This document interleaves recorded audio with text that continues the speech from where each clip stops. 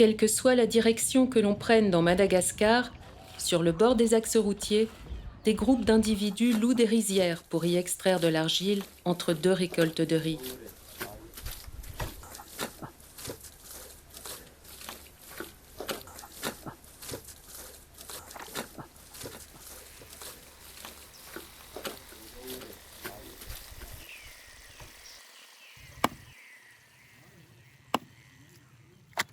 Cette économie informelle règne dans les campagnes et échappe au contrôle de l'État.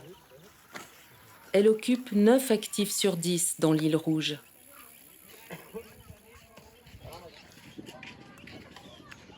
Cette briqueterie se trouve au bord de la Nationale 7, une des routes principales qui relie le sud du pays à la capitale Tananarive. Les véhicules passent.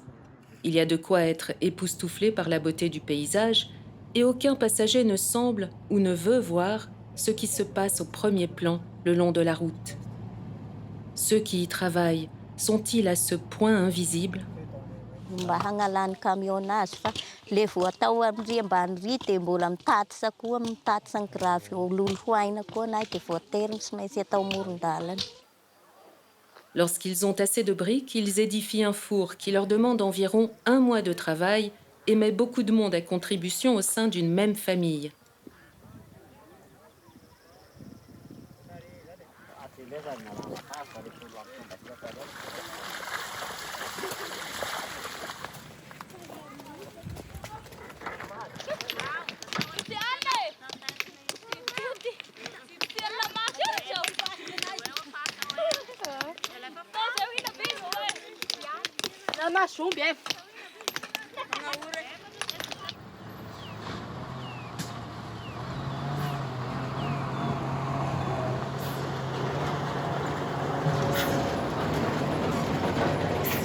Entre le passage de 2 véhicules, ces 2 enfants rebouchent les crevasses avec du sable, dans l'espoir qu'un conducteur s'arrête pour leur donner quelques pièces.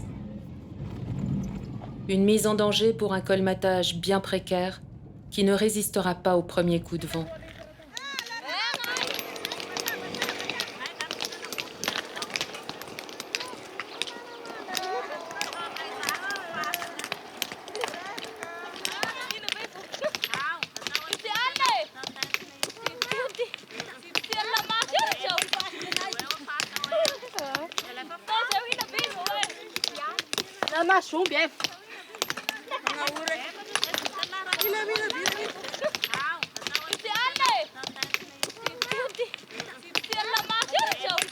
Taon'ny zanako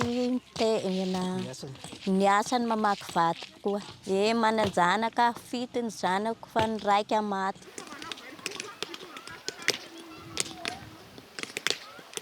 Iaho zao handray 5 taona fa nanomboka 20 taona iaho de efa namaky vato. Anay moa samadaza fa midava. De bidon io ny amaranay anazy de vona sy fantako na firy kilôna.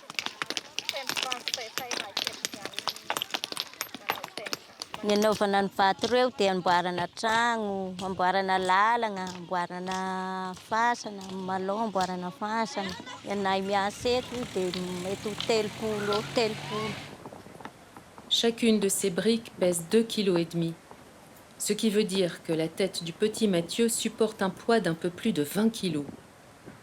Sa maman m'a expliqué que les petits portent 200 briques par jour. À la fin de la journée de travail, Mathieu et les autres peuvent espérer emporter 40 centimes d'euros environ. Il y a beaucoup d'enfants qui ne vont pas aller à l'école parce que, comme l'école c'est payant, mais il y a les parents qui n'ont pas la possibilité d'envoyer tous enfants à l'école. Leur maman m'a confié regretter cette situation, mais m'a dit ne pas pouvoir faire autrement en raison de la pauvreté de sa famille. Officiellement, ces enfants vont à l'école, et pourtant, aujourd'hui est un jour de semaine, à l'heure des heures de cours et en dehors des vacances scolaires. Alors que la Constitution garantit la gratuité de l'enseignement obligatoire, certaines écoles publiques exigent que les parents paient toutes sortes de coûts pour subventionner les salaires des enseignants et les frais de fonctionnement. Vous connaissez qu'à Madagascar, il y a beaucoup d'enfants, 5 ou 6 enfants par famille. Donc envoyer tous les enfants à l'école, c'est un peu difficile quand même. J'ai enseigné les sciences naturelles, le SVT, sciences de la vie et de la terre. Mais malheureusement, ces derniers temps, ça a beaucoup changé. De quelle manière? Ça a un petit peu dégradé L'enseignement? l'enseignement à Madagascar. La qualité de l'enseignement? La qualité, je veux dire. Les enfants ont porté des charges depuis tout enfant. Moi, j'en ai porté. Ça ne m'a pas empêché d'aller jusqu'à 1m78 matin et maintenant, quoi, presque 1m80. C'est pas le fait d'avoir des charges sur la tête qui retarde la croissance, je pense.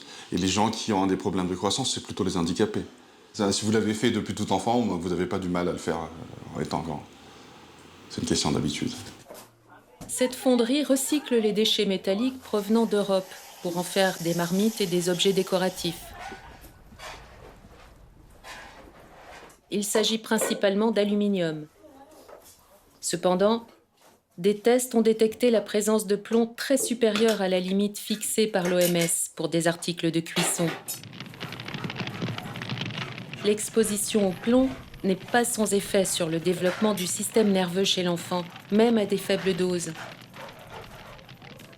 Bien que le travail des enfants soit officiellement interdit par la loi malgache, une population significative de garçons et de filles âgés de 5 à 17 ans doivent gagner de l'argent pour aider leur famille. La mise en application de la loi reste problématique. Le gouvernement reconnaît que son nombre d'inspecteurs n'est déjà même pas en mesure de contrôler le secteur formel du travail déclaré. Or, à la campagne, c'est le travail informel qui domine et dans lequel se trouvent la plupart des cas de travail des enfants. Il y a peu d'handicapés dans les villages, parce que c'est toujours une tradition. Lorsqu'une personne va se marier, va toujours demander la permission des parents d'abord. La mère du garçon qui va aller faire des enquêtes, qui va aller faire des investigations pour voir s'il n'y a aucun lien de famille entre les deux. S'il y a un seul lien de famille, ben, c'est foutu. Ils ne peuvent pas se marier. C'est vraiment pour éviter la consanguinité. Parce que la consanguinité mène à l'handicap. C'est pour ça qu'on va mettre d'handicapés dans le pays. Le jour du marché, ça permet aux jeunes de voir d'autres jeunes. Parce que dans leur village à eux, ils sont tous cousins.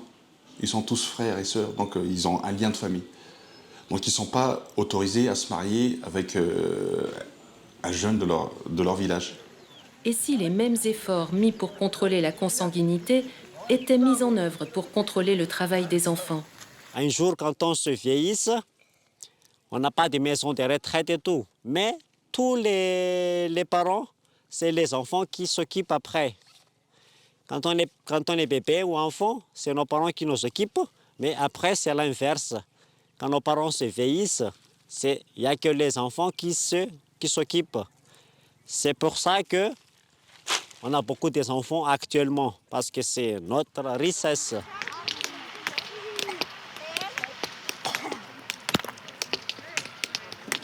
Tsy fantatra moa fa ny toe-tsain'ny kolonga amin'izao tsy fantatra. Dia efa ireo efa lehibe dia manana ny vadiny. Dia ny toetrany ny vinativavy amin'izao tsy tahaka ny olona taloha. Dia efa tsy fantatra hoe na hanampy na tsy hanampy fa dia efa karama dia ho hita eo. Dia efa eo.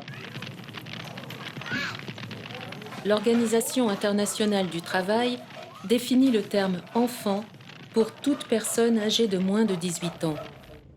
Le travail des enfants est considéré par l'Organisation internationale du travail comme une violation des droits fondamentaux de l'homme, démontrant qu'il freine leur développement, pouvant entraîner des lésions physiques ou psychologiques à vie.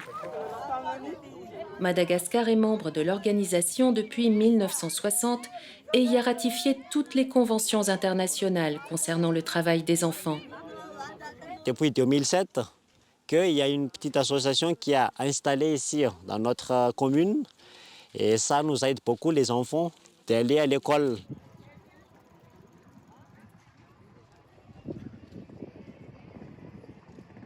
Grâce à ces associations-là, il y a aussi des entraides entre les gens. Donc, ça augmente le nombre des enfants qui vont aller à l'école. Et même dans cette village-là, il y a même des lycées jusqu'ici. Donc, c'est seulement à l'université que les jeunes ou les étudiants qui doivent se déplacer dans les villes, la grande ville. Mais l'école primaire, le collège, le lycée, ça existe dans cette village-là. École primaire, collège, lycée. Mais est-ce que tous les enfants ont les mêmes chances d'accéder à ces écoles? Ils préfèrent que ce soit leurs garçons qui continuent les études par rapport aux jeunes filles. Comme je vous ai dit là, que ça sort de la culture même. Ils n'ont pas le nécessaire pour envoyer, comme les Malgaches dans les pays africains, on met beaucoup d'enfants. La famille est nombreuse et les parents préfèrent envoyer les garçons à l'école et les filles à la maison. Pour repiquer et pour moissonner, ce sont les femmes. Parce que l'homme, il a du mal à se pencher toute la journée. La femme, elle est capable de faire ça. C'est la morphologie de la femme. Voilà.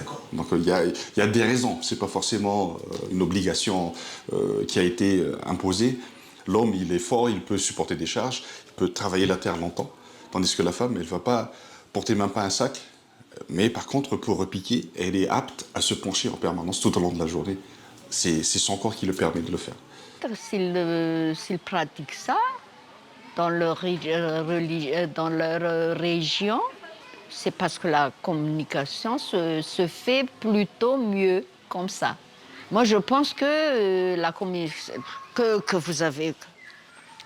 communication est mieux quand quand la femme est soumise.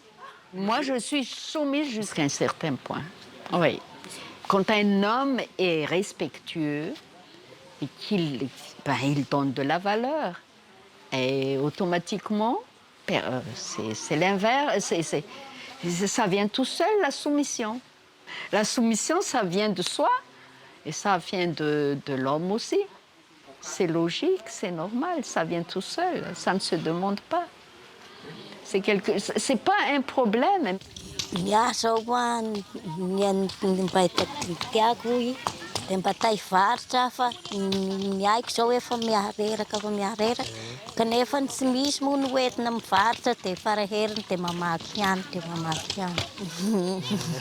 Nous lui avons demandé avec Rajo si elle était heureuse.